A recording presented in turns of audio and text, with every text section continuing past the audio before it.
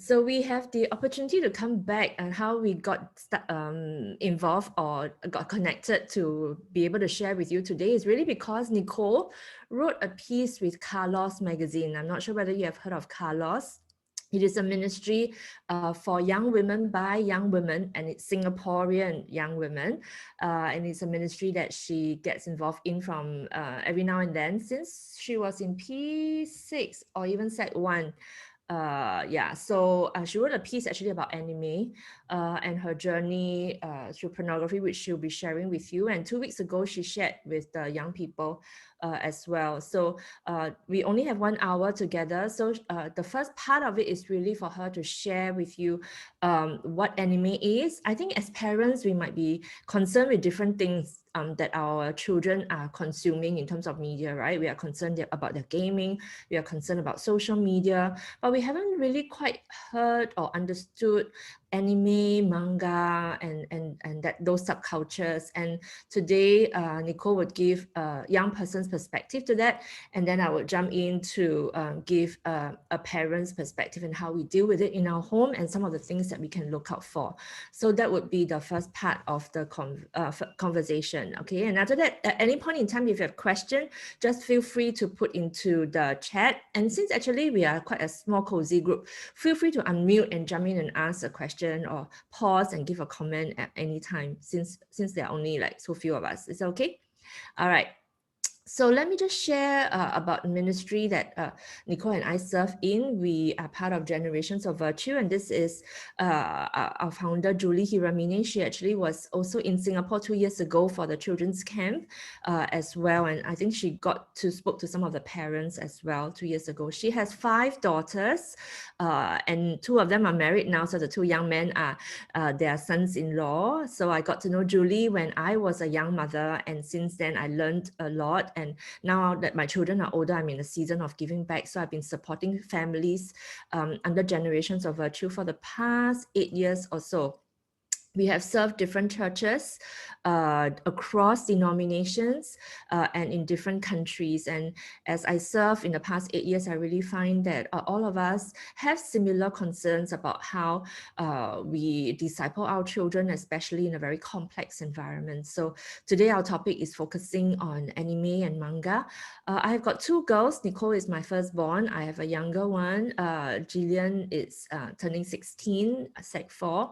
I'm very glad to be able to raise them with my husband, Albert. And sometimes we get to serve as a family. And I don't serve in Generations of Virtue full time. I actually run a social enterprise and I serve in the marketplace in similar areas, talking about how we can harness media and technology for good and how we can manage that within our homes. So I'll now pass the time over to Nicole, and she would share in a few slides her journey and give you an introduction of what manga or anime is and what is the difference. Actually, 2 weeks ago, there were the kids who asked, so what's the difference between manga and anime? I think she would talk you through it as well. And then I'll come back in to share intergenerational perspectives. Yep. Okay, my turn to shine. Hi, I'm Nicole. As you can see on the slide, I play netball. I study in Ngee Poly's mass communication. I just finished my semester, so I'm enjoying my holidays. And I also like drawing. Yeah, and anime has also been a pretty big part of my life because I like drawing. A lot of my reference is also from anime. So yeah, I think from today we will just go a little bit into that. And if you see anything that is like huh, why is it there? Because I was sharing with kids and like teenagers, and you're obviously not teenagers. So yeah, I'm reusing the slides. So yeah, let's just jump right into it. So when we approach this topic about anime and manga, and I think even before we continue on with this slide, um, anime is the video version. It's a lot. Anime comes from the word animation, I think. Yeah, and so it's Japanese based, but there are a lot of other people now who also do animations.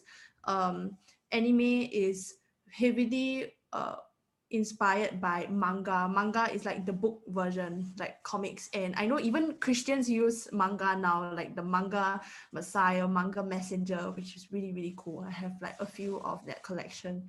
So yeah, I hope that is the first part if you were wondering what the difference between manga and anime is.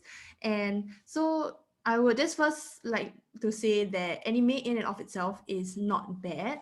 It's like Netflix, and I don't know how many of you own Netflix accounts. If you have, you can like type in the chat, or even if you yourself watch anime like with by yourself or with your kids and you watch anime, leave a comment in the chat also, and feel free to like use it whenever as we're talking. Yeah, so anime in and of itself is not bad. It's just a big genre of many different kinds of anime, and I'll go into that after this.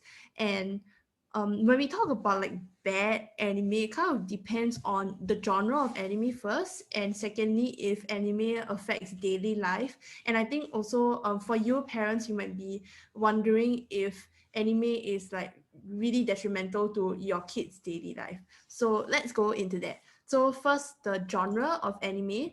So let me just share with you a bit if this is a totally new thing to you and you are wondering if it's just like some Japanese people moving around. So yeah, we have sports anime on the left. It's called Haikyuu. It's about volleyball. If you couldn't tell, yeah, sports anime. Romance anime. The middle one is Sword Art Online, and it's gotten pretty popular in the past 5 years, I think. Yeah, a lot of fantasy anime that I think maybe your kids might enjoy because it's like literally out of this world. And we also have action anime. This one has gotten quite popular recently, My Hero Academia. I think they have season 4. But yeah, and all of these like they're really colorful, there's a lot of action. And for some also they talk a lot about friendships and journeying together, which is like kind of the focus of a lot of these anime. But anime, like any other genre, like Hollywood movies or whatever, also has its dark side. The one on the left is called Tokyo Ghoul. I think it's categorized under horror. Yeah, because it's about like a superhuman character who like faces a lot of other characters, and basically his journey as not being a human. The middle one is called Elfen Light, but anyway, it's more gory, and even though the looks of the poster looks quite innocent, right? Yeah, it's not as innocent as you think it is. Elfen Light. And finally, the last one is High School DxD. Unfortunately, both guys and girls are exposed to this, or like it will come up in a conversation. From the poster, you can kind of also tell that it's a bit sketchy and more leaning to like the sexually explicit kind of anime, and it actually is quite sexually explicit. I wanted to bring this up because I guess for you parents to know about it also. Now that I'm older, I feel more comfortable talking about it. But when I was younger, maybe your kids, I know your parents of about 12 to 18. Yeah, and I think this I think she said next week or what? okay, yeah. Um, yes, thank you. Yeah, I think this conversation is good to have right now in this 1 hour that we have together. Um, and even the conversation I have with my mom, it's only like after the whole anime episode for me happened that I feel more comfortable talking about it because I can phrase it better. I think I will cover that later also. But yeah, I hope at least you know a little bit more about the world that some of your kids are venturing into. Yeah. And so this part that I shared with the teens that day was how it affects daily life, and maybe this is one of your concerns, and if you want to type it in the chat or anything. Um, for me, studies, anime did affect my studies. Um, and it was kind of, I wanted a break from school. So like when I have the free time, then I'll just turn to anime, or when I was bored or tired, then I'll turn to anime. um Anime also does affect other people, not just me. Both guys and girls, like in school settings, and a lot of them would talk about anime and like be okay with all the action and all the gory stuff and like killing people when they think like it's okay when it's not. So I think these are some areas that might be a bit of a concern to you, and I can understand why. Yeah, and so this next part, I'd like to share with you my story. I chose this picture because my beginning with anime started off on the pavement beside a road as well. How it started was I was on YouTube, and I know YouTube is like quite popular now. That time I was only 9. I was in primary 3, and I was watching this video, and it it started with a video of someone walking down the road, as you can see. They turned into a building, and then the video like cut off there. It was probably like a 15-30 second video. I was just sitting there like, what is this? What just happened? Like, there's really nothing. So I went into the next video after the one that I just watched, because you know YouTube recommends you the next video.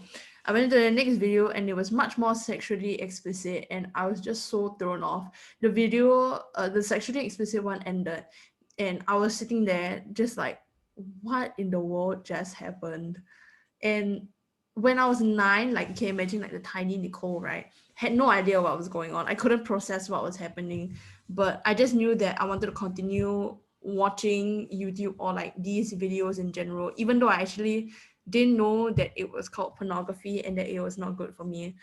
Because of that experience, I continued watching that nature of videos until sec 4. You can imagine, I went through that through primary school, through the entirety of secondary school. At the end of sec 4, um, I just caught myself in the moment. I just sat down and I just thought, this has been going on for so long. I know it's really bad for me. I felt worse because I was a Christian in church, singing songs, interacting with other people in the church, but I was still living like this kind of double life, and I felt really guilty about it. Despite the number of cycles that I had going to anime and then trying to leave and coming back. But in the end, I had to cut myself off from anime as a whole, because there were some temptations that were there, and because I was younger, I couldn't really fight that temptation. So my decision was to like completely step away from it. Um, if you're listening to it now, you might feel it's very extreme, or you might be wondering, hey, my kid should do that. Uh, but I think it differs from individual to individual. But from sharing my story with you, I want to say that I decided to make the decision because I needed to watch the time that I spent on anime. My mom would give like her own testimony to say that I did spend a lot of time on anime. You see, she's nodding her head. So yeah, it's true. And the second part is we need to turn away from sin. Some of your kids, when they have a conversation with you about anime, might argue that the anime that they're watching is not that bad, like it's not that hardcore. It's quite wholesome, talking about friends and schools and stuff like that. But because we are all younger people, we might not have a full understanding of what is happening. Some of the stuff that we see in anime and we think is okay is not okay, and as Christians we know like some of the actions that they're doing is sinful lah. So yeah, I hope that was okay from my story. Another part that I was sharing with your kids, like the teenagers, was that anime is a platform that brings in profit from successful anime creators, and they will continue to give fans what they want, whether it's truly healthy or not. And I think as teenagers, we would just accept whatever we see or we hear from anime, and as younger people we might not be able to process that. And I think it's a good platform for you parents, or some of you might be leaders in your church who can talk to teenagers, or other teenagers outside. And I think it's a good platform to give that different perspective. And so what is a church sharing without a verse, right? So Philippians 4 verse 8, I know not all of us can unmute our mics, but maybe we can just read it wherever we are. Philippians 4 verse 8 in the NIV version. Let's read it together, starting from now. Finally, brothers and sisters, whatever is true, whatever is noble, whatever is right, whatever is pure, whatever is lovely, whatever is admirable, if anything is excellent or praiseworthy, think about such things. And so my call to action for the teenagers and even for you parents, if you are trying to start a conversation with your kids, is to think about this verse and see if anime fits all the criteria. Probably you're thinking about it now, maybe it doesn't fit all the criteria, but it's a good thing to remember this verse and say that, hey, you know, this verse is telling us that maybe there are better things to do outside of anime. Maybe you need to balance your life in anime and outside of anime. You need to take a break from the screens, especially since maybe most of your kids might be doing HBL or on the screens a lot. Yeah. And I think I just wanted to end with these 3 points. The first one's about pornography, because my journey with anime was closely tied to pornography and like the more sexually explicit anime. I wanted to highlight that porn is really never the right thing to watch. And I know some guys and girls as well might be journeying through this with pornography, and it's really really tough, I can say that. But I think with the community around me to bring me back, I think it really helps. So that is the first one. The second part is, I think I just said that, the balance between anime and real life, and both to keep yourself emotionally and physically healthy. And maybe this is something that you can share about with your kids who watch anime or with others. And yeah, so my call to the teenagers was to go to God with your struggles, because he's not just like a faraway God, and he is one that wants to even hear about anime. And yeah, so maybe I'll hand this time back to you. Let me just thanks Nicole for sharing. At this point, I would just want to pause and ask, does anybody have any questions or comments? Let me just turn on the resize my window so that I can see everyone. If anyone have any thoughts, okay, it doesn't have to be a question or comment, but if you have any thoughts, you know, if God is speaking to you at this point, put into the chat. Let me see, there are 11 of us. Okay, I don't think everybody's driving, so maybe to get us warmed up, right, can everybody put into the chat how old your kids are? Okay, just put into the chat, how old are your children? Are they in primary school or are they in secondary school? Just put the age of your children, if you could share with everyone, so that we know like at what age they are and what are some of the intervention that we might need. If okay, Irene, yours are older. Okay, 25. Okay, anymore? Anyone have younger children? Okay, teenagers.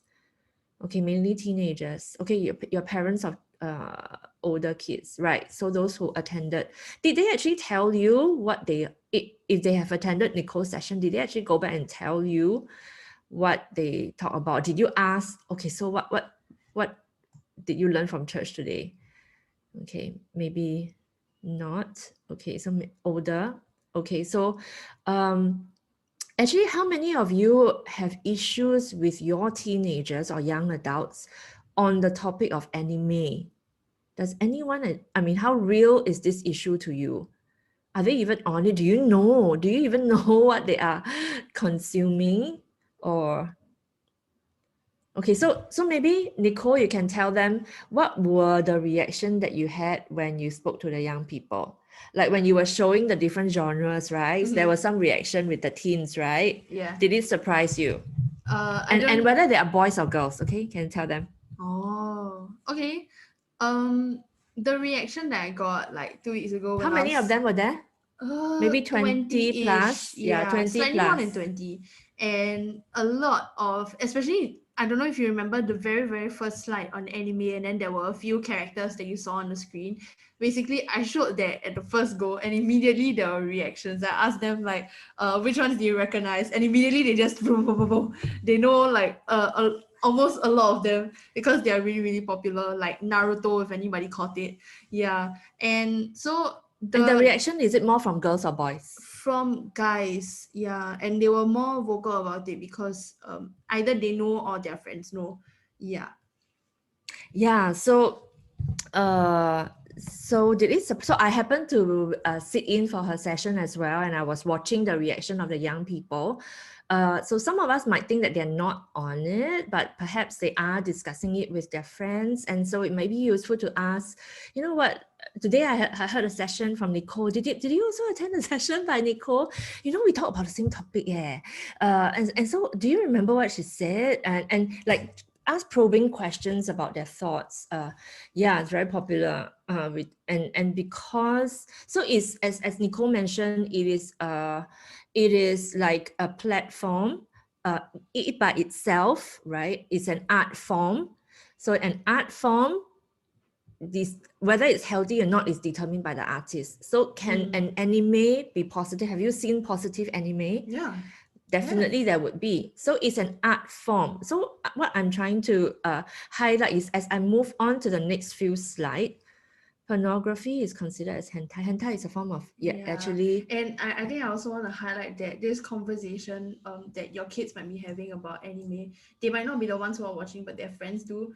And it starts really young actually. For me, it was like already primary 4, primary 5, they're talking about it. And I think as they get older, then they might even be more open to it. And that's not to scare us, but I think it's to know that we can catch them at the right timing and have an open conversation about it instead of shying away from it. Yeah. Can I So just ask a yes, go question on ahead. this, Vivian? So why is it that it's so attractive to them about anime? So what are the common, what are the things that most of them find is so attractive that captivated them? So, as a parent, when we talk to them, we know. Okay, can I ask a question first? How many of us here, parents, actually also watch comic when we were teenagers? Do you read comics? Anyone? If you have, there's no condemnation or whatever, right? Comic is just an art form, lah, right? Like manga, right? Tintin. So Tintin, got Japanese. Anyone read like Japanese comics, right? Or in my generation, when I was a teenager, I also read not Doraemon. There were already mangas that have got like volleyball stuff, Ultraman. Oh, there was basketball. There's basketball. Yeah. Then there is the 七龙珠 my husband and I, when we were dating, we were like sharing comics. Is 老夫子considered? 老夫子, yeah. 老夫子, is it sexual? Were there some elements that were sexual? So because technology has shifted, right? Technology allows now that it's much more realistic. It's much more visual, it moves. So it's different. In the past, we all hard copy a lot of things, right? Newspaper is hard copy, books were hard copy. Wow, studio. Wow. Ghibli. Okay. Steady. Oh, okay. I need to learn what that is. Okay, I need Nicole to... Studio Ghibli. Okay, It's time for education. So I was saying that, technology has shifted, right? From hard copy stuff. Now it's much more visual, it's moving, the storyline is more complex. So if the question is about what makes it so enticing, the development of technology is one of the reasons why. It makes it more visual, which is why some of the guys, I mean, boys or men in general, they are just created differently from us, from women. They're more visual, so they are very into so it captivates their attention. And actually, one of the key things that I wanted to highlight is that actually today's topic is about anime, manga. But if you recall, one of the first statements that Nicole started her story is that she started to go into this platform of anime when she was tired and bored. Right? You said, oh, when you are tired and bored from school or whatever, then you automatically go to read what is the latest or go and see what's the latest in that sense, right? Yeah. Actually, those needs, right? Children or even us adults turn to a variety of things to meet those needs when you're bored and you're tired. For some, it could be games. Right? For some, it could be social media. It's just very natural. It becomes a habit after a while. Once you come back from school, you might see that your teens were like, the first thing that they do is put down their bags. I don't even know whether they wash their hands or take out their socks first, right? They would just, got Wi-Fi. But they might like, Wi-Fi at home, wow, fresh air, right? The first thing is go and check their phone, especially those who want to save money, don't use data type, right? Once they come home, wow, got Wi-Fi, then very naturally they might have certain habits, right? For my girls, sometimes they might naturally go to TikTok, or sometimes they might go and check their messages.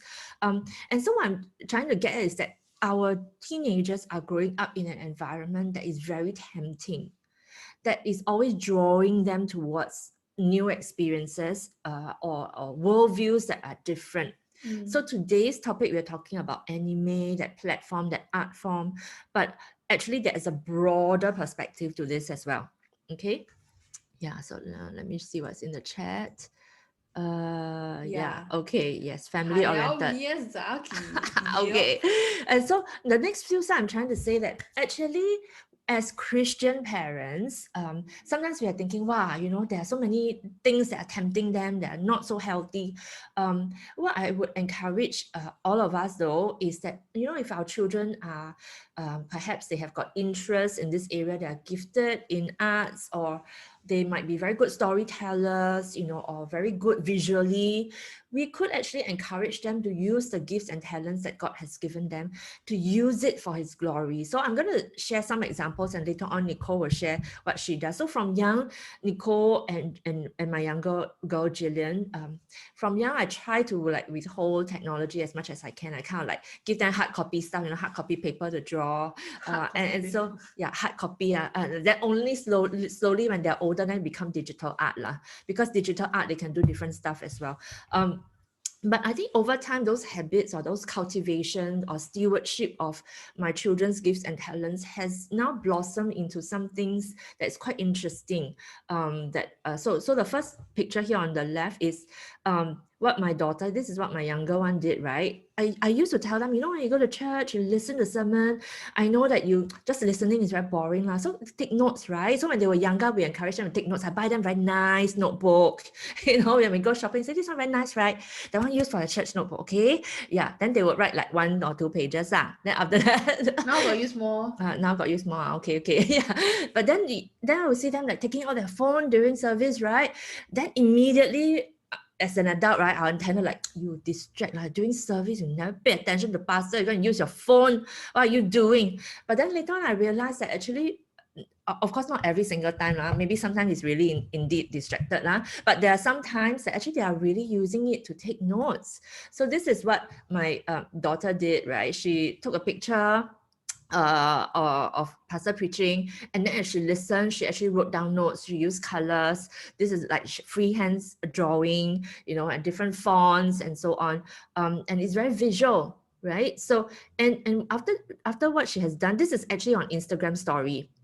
So after she did that, she posted and then she shared it with her followers, not all of whom are Christians.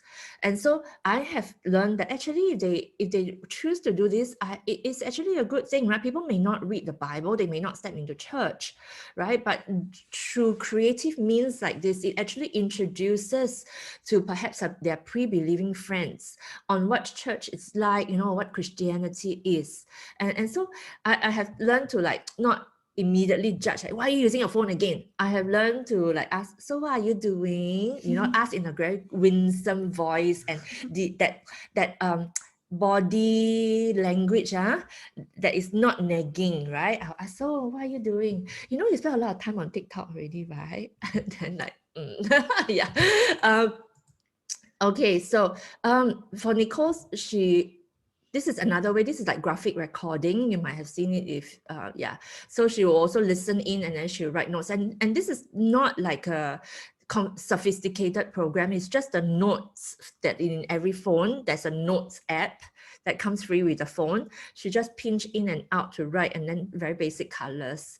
So that's one way. And again, then she shared it with her friends, and it ultimately was also shared in church with her youth group as well.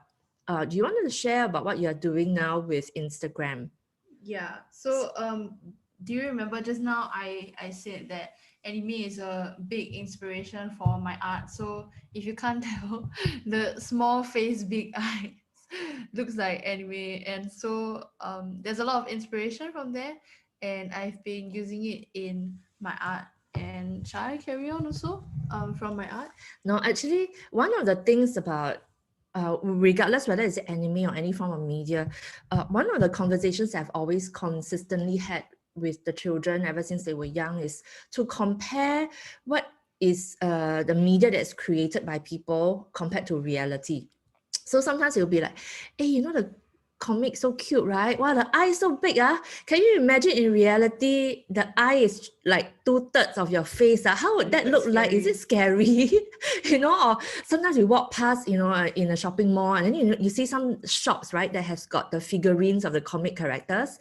Then I'll go and point to them and say, wow, this one, the legs so long, like how many times? 4 times the body, What if it's like real, Do you think it's realistic? It's kind of like just to create that awareness on what is reality. And then the next step is to actually ask, why do you think people create a figurine like that, right? What is their motivation?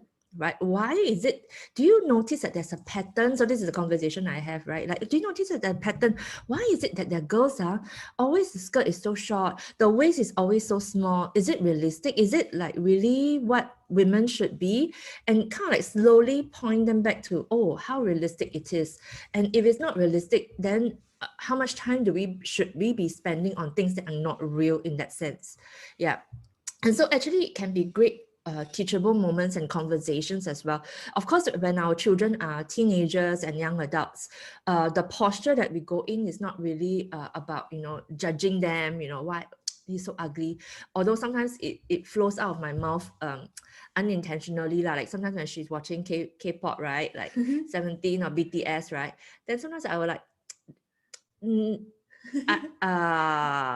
not very respectful. Like, don't you think that they all look the same? Their hair is all the same. No. They all got like lipstick. Then she'll let me like, why are you so judgmental? That'll be like, yeah. But actually, when I probe further, then when I really like spend time to understand why is it that they like it. So just now that question, but actually what makes them so interested in it. So that understanding actually helps to build the bridge. With the bridge, then we can actually talk about values, about what is God's perspective in this whole environment that they're growing up in. Yeah, so I'm just citing examples, moving a little bit away from anime in the sense that underlying it, there are actually gifts and talents that God has given our children. How can we activate that and steer them towards using that for God's purpose, right? Steering them towards helping them to be aware, oh, actually certain things, fantasy is not real, or I want to be focusing on reality and truth, right? And building my gifts and talents according to that. Okay, does it make sense? Okay. Yeah, she's also now involved in ministries using social media as well. You want to say? Yep, so I'm very proud to introduce to you Philotimo Official. So this is an account I started with quite a few guys and like some girls as well. It was meant for Christian guys because we found that not a lot of media actually gives like wholesome content to young Christian guys, and we do believe that guys need that, and guys need the role models, and we try as much as we can to be good role models on media where they already are. So this is what we've been at like for almost a year. Yeah, and so feel free to check it out, and we'll be so glad if you follow. Okay, yeah, And follow and share follow with their and young share. people. Yes, thank you. Yeah, and our latest series also about the topic about sex, we are also sharing that, and so yeah, feel free to stay tuned. And another one is Carlos. We mentioned just now that this is a ministry for young women, and yeah, they just had a event about guys' perspectives and girls' perspectives. So yeah, this is a ministry for young ladies. Yeah. You can support the ministry by subscribing to their magazines Shameless and plug. gift it. Yeah, I have been supporting them since they first launched. And this is like there are very few local content on contemporary issues that our young people are facing. And there's a group of young people who are stepping up to meet the needs of our next generation that's really growing up in an increasingly complex world. But this is an environment that God has allowed and called us to be in, right? For us as adults to journey with them. So let's all figure out how we can support one another through the complexities. I'm mindful of time. We're supposed to end at 3 o'clock. I want to leave time for conversations. Does anybody have any questions or comments at this point? Anyone? I can't even see your face. Is it okay, like in the last 15 minutes or so, that we turn on our camera if it's possible, right? And let's have a chat as fellow families in Amazing Grace Presbyterian. Like, what are some of your thoughts hearing through Nicole sharing? Giving away Carlos magazine. You have always been giving away. Yeah, for 3 years. So good, right? Yeah. Yes.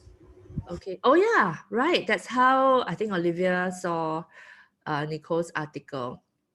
Oh, Demi, you're home already. Safely, praise God. And what are your thoughts? Hello. Do you recognize? Do you recognize? My payla is What? what? He said Happy New Year. Oh, Happy New Year.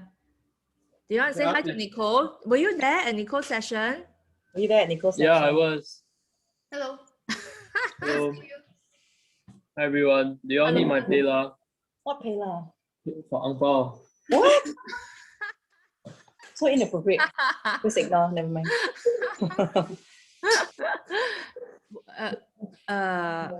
Was he one of those who also Yes. replied to your question? Yeah. Hmm? Yeah. Okay. Anyway, yeah. Brenda Maycock would.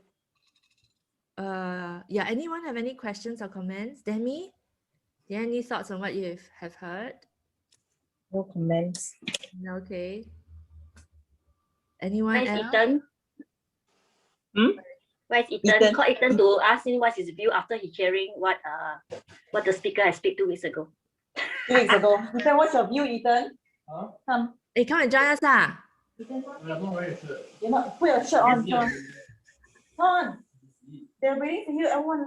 Everyone's just waiting for you now. Come on. I want to hear from a kid. I mean, he's not a kid anymore, lah. He's a young adult. Yeah. What's his view after hearing what Nicole and Carol have shared? Okay, come.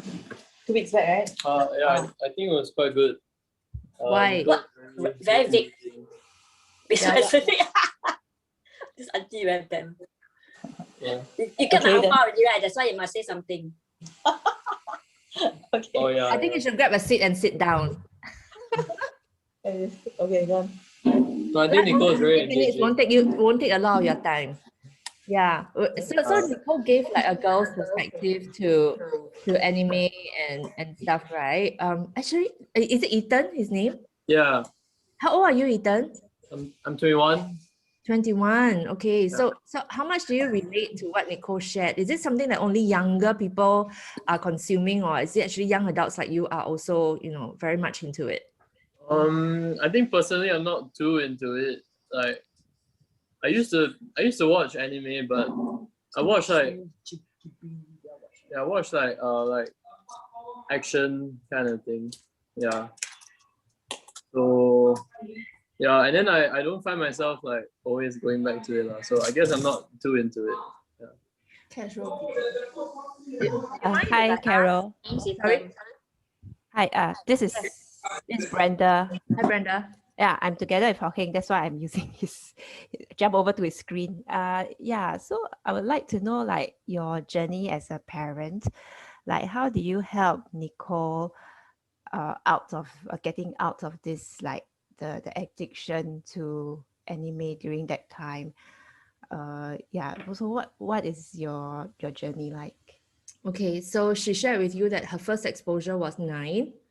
I have to say that I actually did all that I could. I had like filters, I had like stuff, but her exposure to it was, is it Ai's iPad? Yeah, somebody else's iPad. So we were on a trip to Vietnam to visit my sister who was stationed there. And then because it's a trip, right, with 2 young kids, she was 9 and my younger one was 6, so no device, right? So because our devices is like all supposedly are like under heavy armor, protected, right? All filters, monitor. But then when I go to my sister's place, my sister got nothing. then they were using her device, and that's how it started. And so my sister did tell me, because my sister was looking at the history, right? So she did approach me and say, do you know that this is what your girls are watching? And so then I was like, they were so young, and I was like not quite prepared. And I didn't want to also like scold them, or I don't think I scolded you. I just asked. You were like, just very shocked. I was more shocked lah, because my device is usually under heavy armor, at that age, and I had certain like plan on how to manage it. So for me that was like a wake up call, and from then on I always like make a deliberate attempt to talk about sexuality with the children. So not to like say that, wow, what you did is wrong, or sex is bad, but really from a Christian's perspective, that sex is beauty in the context of marriage. Sex is beautiful in the context of marriage, right? God has created sex for. So it's that continuous conversation, especially when she was 9 and 10. Both my children, they hit puberty early, right? Can say, right, like their menses came and they turned 10 and so on. So I had to really continuously talk about different aspects of sexuality, right? From changes to their body, to what is God's design for sexuality, what is the vision for us moving forward in terms of dating, what does it mean, what does it mean to be married, and the responsibility, and really though that conversation has been constant. It can take different forms. Sometimes we do Bible study, sometimes we share videos, sometimes it's just a very brief talk, but that is always ongoing. And part of that journey is also to remind myself that, did I do my best? Sometimes those questions were asked, right? I'm supposed to be under like lock and key, like fortress. I'm supposed to do this, but yet they were exposed. But yet they go through that journey of like, didn't really talk to me, even though, during that phase when she was like consuming all these things, right? How do I put it? I didn't like condemn it, because part of me does think that is okay for my children, because concurrently I'm having those conversations about holy sexuality and the expectation, right? And if they are exposed to certain things, in my opinion, I feel that is part of having the experience of dealing with temptations, rather than protecting them from everything and not be exposed to any germs at all, for example, right? I feel that it's still okay for them to experience, so that they know when to turn away, how to react if they see something. And ultimately, what works best is really, in my opinion, what Nicole has gone through, right? That she herself know that this is not healthy for her, and she takes the decision to stop. From the time that she was exposed to the time that she made that decision, it is a journey of continuously reinforcing the good and the healthy and the truth, while she is actually confronted by many different temptations, many choices that she has to make, right? Whether does she look for it when she sees it, what does she do with it? Does she look away, or does she consume it? And then ultimately it's actually her relationship with God. And so I find that if I had protected her fully 100%, even though realistically in this day and age we can do all that we can in terms of filtering, monitoring, but we can't fully protect 100%, because they might be sharing stuff. Because kids are very smart and they will just find any way to go Yeah. and get through. They will either get through any filter or monitoring, or they could be sharing stuff with their friends. So we can't 100% protect one. What we can do as parents really is to continue to sow seeds of like truth, reality, giving our perspective, right? And kind of like help them to connect the dots on really what is healthy and not healthy for them, and building up their own internal monitoring and filtering tool within themselves. And of course, pray with them, talk to them, and pray for them. Ultimately, especially for us with older children, right, teens and young adults, we want them to have their own relationship with God, so that they can actually ultimately be accountable to God themselves for their choices, right? There's only so much that we can do as parents of late teens and young adults, right? We want to be able to like be there for them, at any point in time. If we want to discuss stuff, sometimes we talk about the latest conversations on transgenderism, same-sex attraction, the very complex stuff that our children are facing. and really to say that, pornography is not healthy, and why is it not healthy? It's not only because God, the Bible says so, that it promotes sexual immorality, but it does things to the brain. So there's whole conversation about this kind of temptations that we should be concurrently talking to our children about. That's a very long answer to the question. Is that okay? Does it answer your question? It's Belinda, right? Yeah, Is that Brenda. Brenda. Yeah, thanks. That's Yeah, helpful to know. there will be seasons like, oh God, forgive me. I don't know whether, am I doing the right thing? I'm guilty. Gonna expose, should I do? But I think now all things work together for good, right? For all those who are called according to his purpose. And so now, Nicole and I talk about this very openly, that, pornography is not just something that that just young men deal with, right? It also, girls are also increasingly, equally exposed, and temptations takes place too. And so, anyone have any other questions?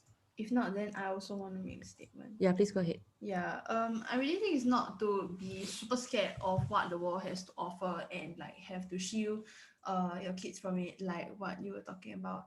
But I think it's also to lay the foundation so that we ourselves can deal with it.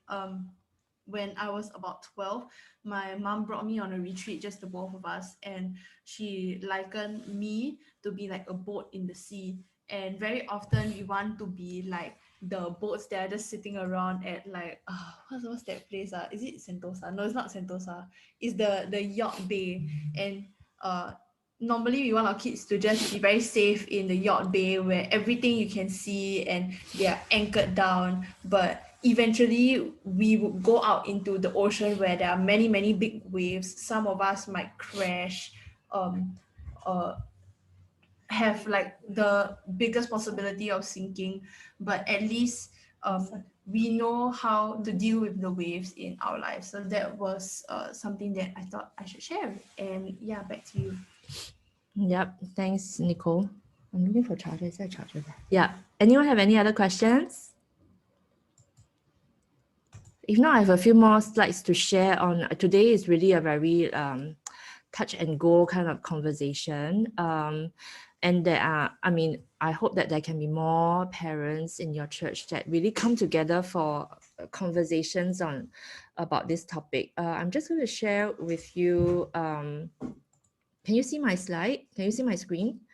If you are on Facebook, do like us on Generations of Virtue Asia. We every month we have a guest speaker series where we bring in someone to talk about a very current topic that might be in your heart and mind. So the next one that's coming up is on 13th of March. These are complimentary, that our ministry really just serving Christian families. On 13th of March at 10 o'clock in the morning, is a Saturday, we are going to have this lady, Mo Isom. She wrote a book called Sex, Jesus and the Conversations, The Church for God. And it's really going to be a very good conversation. So come and join us on 13th March. I have been running a book study on Dr. Christopher Yuan's book, Holy Sexuality and the Gospel. And we started the first session 2 weeks ago, and the next session is going to be tomorrow, but don't worry about it.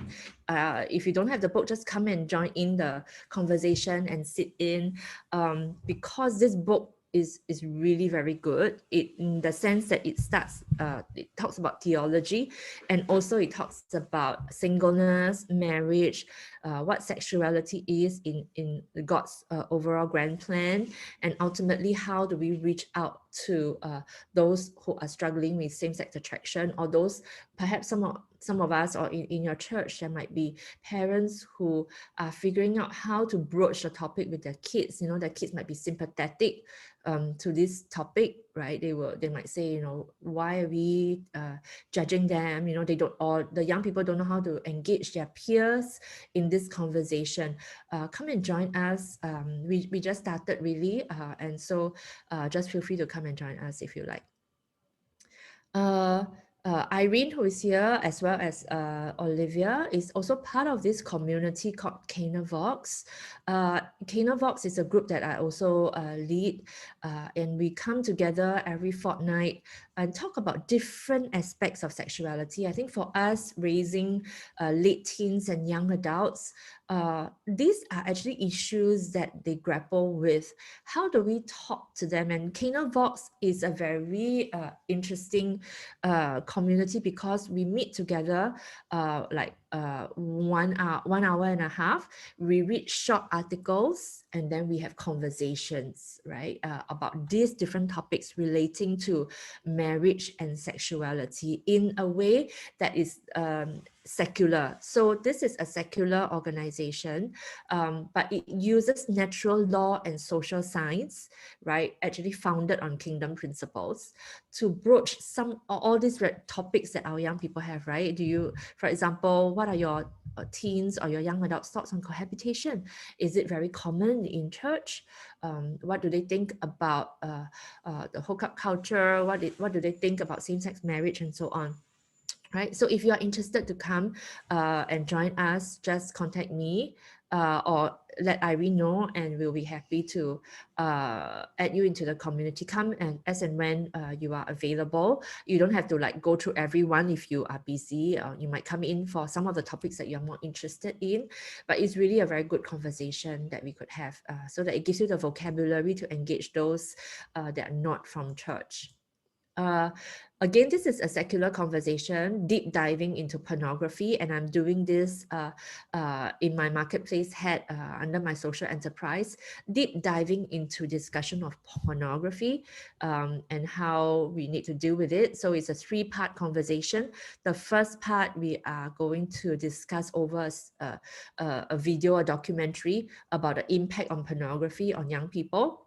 The second session is when we talk about how is our children actually being taught sexuality education? What are some of the upcoming trends that we should be mindful of? And are our children's schools covering them adequately, or are there some things that we in the home need to complement? And then the last session is when we talk about the media aspect of it. How do we protect them? What are some of the habits that we should have in the home? And so if you think you're interested, this is actually a secular conversation, so feel free to invite your pre-believing friends as well. Yeah, so that's it, right? Yeah, 3 o'clock sharp. Anyone have any comments or thoughts? Yay, okay. Ayo. It's a cozy group. Anything? Just one question maybe for Nicole. So I think, amongst your friends, do they find that it's okay, right? I mean, those it's so common now to watch those shows that are more sexually explicit and make, so to them it's okay. So when they tell you what's wrong with it, how do you respond to them? I think our youth are having a lot of peer pressure. So how would you talk? How do you tell them to your friends? Actually, I find that the peer pressure is to just say that it's normal, and actually nobody ever asks their friends like what's wrong with it, unless like people like got the guts to actually point out some of maybe the flaws in shows.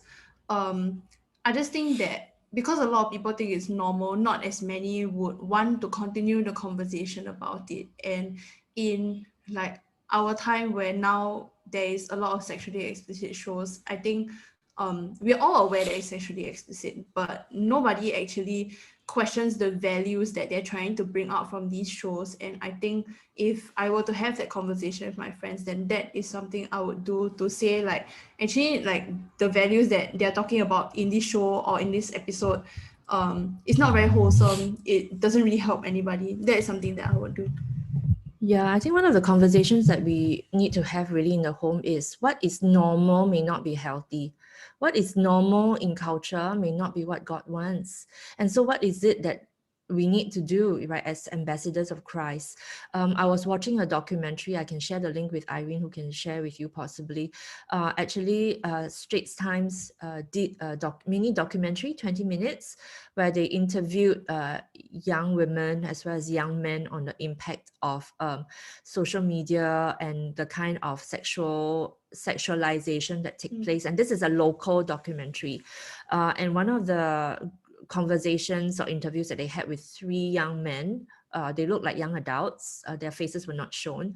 They were saying about exactly the thing about peer pressure, that sometimes the young men, I don't know whether Ethan would have that experience. They feel, the 3 young men say that they feel peer pressure in terms of how they talk about girls, how they talk about women. Certain language is not very graceful or respectful, because in their environment, that's how they talk. And if they show any, at least for these 3 guys that were interviewed, right, the 3 guys say that if we, I know that's not right, but if we say any other way, they will think that I'm gay. It's as though because it's a normal behavior for guys, and therefore guys behave in a certain way. So I think if we look for girls, right, there's also like this peer pressure in culture that girls maybe must dress in a certain way, talk in a certain way, behave in a certain way, and sometimes it irritates Nicole, right? Yep, super. Yeah, black face already now. Yeah, so really talking with our children about actually what is masculinity and what is femininity and what is actually God's design. If we are not anchored with God's truth and reality, then it's actually quite confusing, and it can be pressurizing when actually inside them they feel that something is not right. That doesn't make sense. And so helping them to not struggle through, but really navigate through these complexities, and to say that, you know, if you're in that environment, then it's actually okay to move on, to find other friends that are more healthy. But sometimes it's hard because in a project group, they're stuck in their project group, right? Yeah, and so then how do you process some of these things with them and their back? So it is very real, right? Ethan, do you find that, do you face any pressure? But it's 3 or 4, yeah, do you have any thoughts? I think it's very true in in NS, you know, because NS is like hugely male dominated. Then everyone talks a certain different way, which you wouldn't really talk like outside. Do you get a culture shock when you go into NS? Oh, definitely, yeah. Yeah, so actually in my mind, I've been thinking, you know, we should have like a support group for those who are transiting to NS, right? Like, you know, come and talk to your juniors about what to expect and how to prepare themselves mentally. It's just like, you know, for some of us, we are talking to those who are entering universities. Are you entering university, or are you in university? There is also that gap, right, where they are exposed to a lot more things. How do we prepare the younger ones for that kind of climate? And how to make sense of it? Yeah, it could be something that you can think about, whether, you know, in an area of support. Right, Ethan? Is it something, a conversation that you would have? Sounds, yeah, it sounds useful, yeah. Can you hear me? Yeah. Yeah, okay, something that Irene can think about, right? Irene and Olivia and sorry, more work. But I think it's a very real thing for our young people. It's not easy. Yep. Yeah. Yes. Just want to make the comment, and also maybe ask Nicole, since she will know more anime.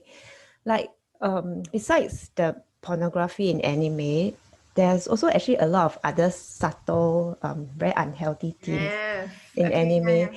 And though the thing can look like quite harmless, right? And it may not be the main theme. Okay, like for example, there's one that I watched together with my as a whole family lah, because my daughter claimed that this is a very harmless one. This is the most like very family oriented. So it's true, the story is actually quite good. It's about a deaf girl and all that. But in the anime itself, I can't remember the title, but in the anime itself, the one of the main characters tried to commit suicide like don't know how many times, but there was some boy, fail. right? The boy. He the front part of the story, he tried to kill himself like quite a few times, and in the end, I think the girl also attempted suicide. So although this is a very family oriented one, but it's these like themes that can be quite dangerous that I think we should also watch out for, like this thing about suicide, taking your own life. And also in certain anime, there is also it's not the main theme like the sports one. I think in Haikyuu, there's also I think it's a very side story, the friendship between two boys, the same gender sort of relationship.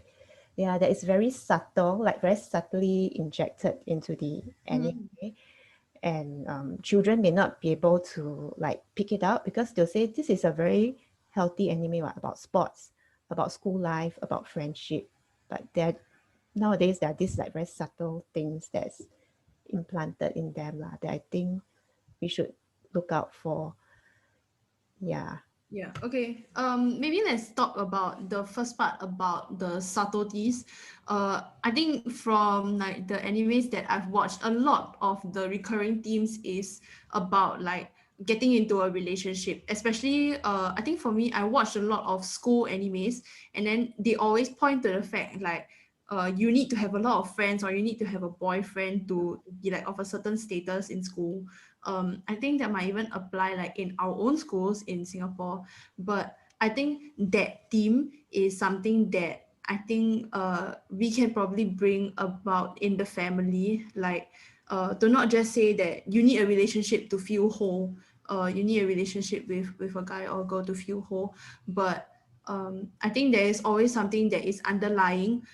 It could be affirmation that maybe they might not be getting as much of in the family compared to with their friends. Affirmation, or even like just having a wholesome friendship that they have, somebody to tell their struggles with, because maybe they might feel that I'm not really getting it at home. So I think that part about relationships is, I think it will come eventually, and I think for you parents it might be a good idea to have it earlier, because we are still questioning about it. I think for me, a lot of things I started exploring around primary 5, primary 6, and then as we venture into secondary school, then it just gets even more intense. So I'm very grateful to be able to have that conversation at home and be as open about it as possible. For me, I always found that I had questions, and whether or not I was getting the answers from online or from the church, from my cell group, from my family, I was able to answer these questions. And I think maybe some of your children might be asking those kind of questions, and I would encourage you to be the answer to those questions or bring up that conversation about it. The second part about the Haikyuu one, right? Yeah, I think that one is quite dangerous. I feel I'm also talking about it with my cell group members, because one of them actually like is quite a big fan of it, and then I just kind of like, are you sure? To the teenagers, it looks very harmless, you know. Yeah, They think exactly. it's And like and it's it okay. looks like love when it honestly isn't.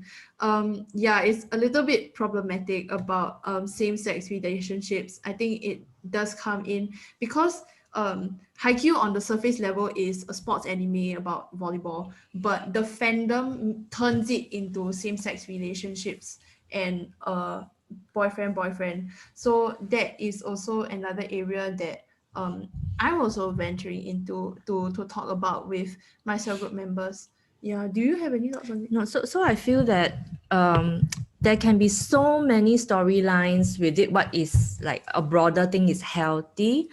Ultimately, it's really that concurrent, continuous effort for us as a church, as parents, as ministry workers, to continuously sow into our children what is healthy, what is truth, what is reality, so that, and it's on different aspects of sexuality or identity, so that when they are able to pick up, some of these stories, something is not right. Ideally, they should be able to pick up as something is not right.